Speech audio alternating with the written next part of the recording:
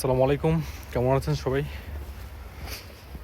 এখন বাজে বাংলাদেশ সময় রাত ১টা। অথচ বাইরের ওয়েদার দেখলে কখনো মনে হয় না যে এখন এত রাত। কারণ যখন কাজাকিস্তানে আপনার উইন্টার সিজন চলে আসে এবং স্নোফল হয়, তখন কিন্তু আপনার সন্ধ্যা হয়ে যায় প্রায় বাংলাদেশ সময় ৪টার দিকে। আপনারা হয়তো অনেকে জানেন কাজাকিস্তানের সাথে বাংলাদেশের সময়ের পার্থক্য মাত্র ১ ঘন্টা। ৪টার দিকে এখানে সন্ধ্যা হয়ে যায় এবং রাত যতই হোক না কেন, এখানে আপনার এই যে লাইট, আপনি সবসময় একটা আলো দেখা যায় এখানে। আজকে যে পরিমাণ স্নোফল হচ্ছে, টানা ৪ থেকে ৫ ঘন্টা ধরে হচ্ছে। এই শীতের সিজন তো অলরেডি শুরু হয়ে গেছে, সিজনে এটাই মেবি প্রথম এই সিজনে টানা এত ঘন্টা ধরে স্নোফল হচ্ছে।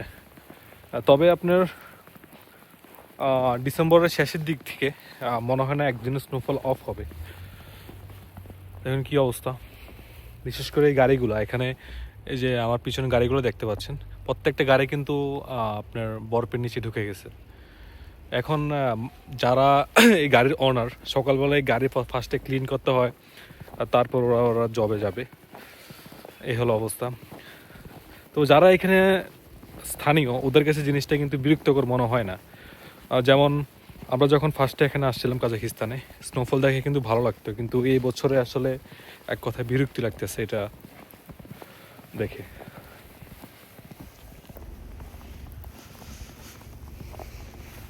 এই যে হয়েছে বাইক, এটা মূলত আমার ফ্রেন্ডের, ফুড ডেলিভারি দেয়। কি অবস্থা!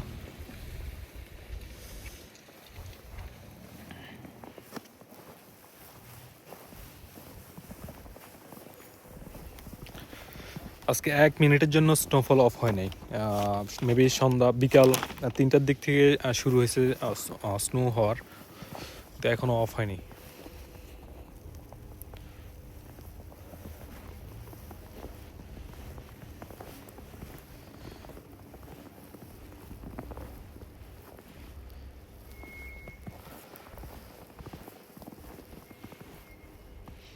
সম্ভবত আজকে সারা রাত পড়বে এবং আগামীকালকে দুপুর পর্যন্ত একটানা পড়তে থাকবে।